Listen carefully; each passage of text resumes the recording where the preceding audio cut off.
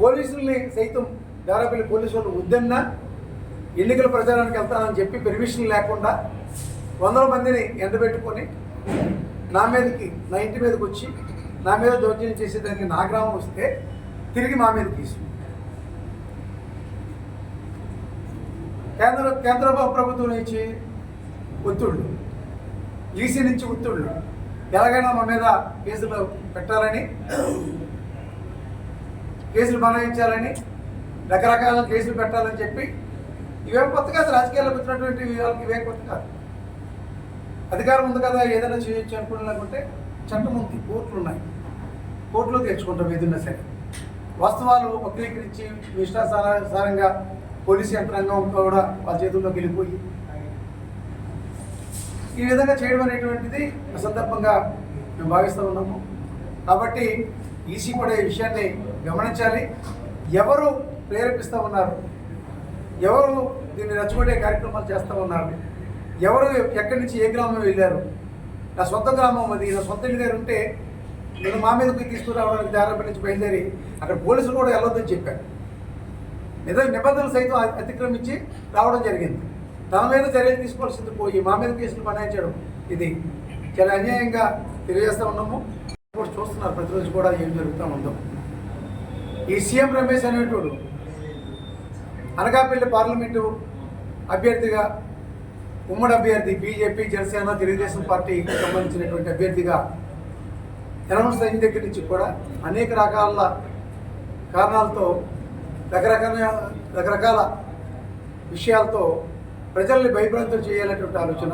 ఏదైనా నేను చేయగలుగుతాను, కేంద్రంలో మా ప్రభుత్వం, మా ప్రధానమంత్రి ఇవన్నీ కూడా చేసి మనం చూస్తే చోడవరంలో వచ్చిన వెంటనే అధికారుల మీద దౌర్జన్యం చేసి ఆ టైల్ షాపులో ఏ విధంగా చేసేటటువంటిది కూడా చూడడం జరిగింది. మరి మొన్న 2 రోజుల క్రితం నా గ్రామంలోకి వచ్చి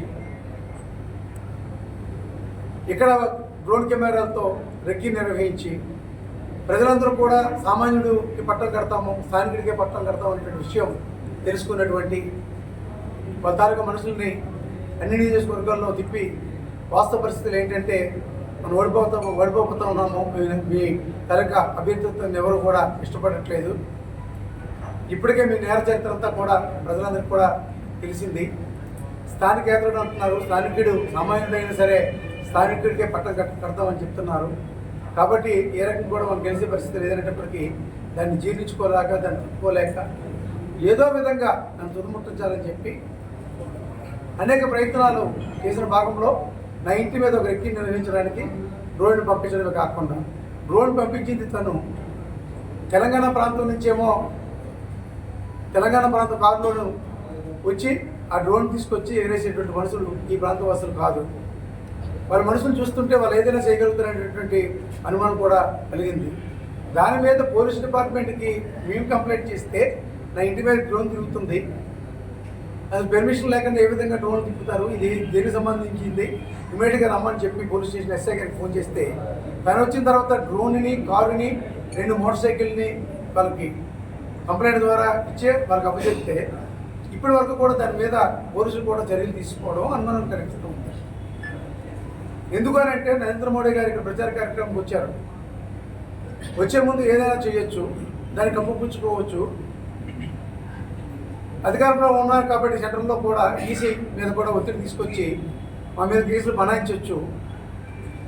చట్టాన్ని గౌరవిస్తాం, ఎన్ని కేసులు పెట్టినా ఎదుర్కొంటాం.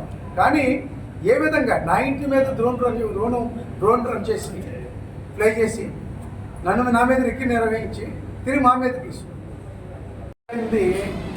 ఏం చూస్తాడన్నా?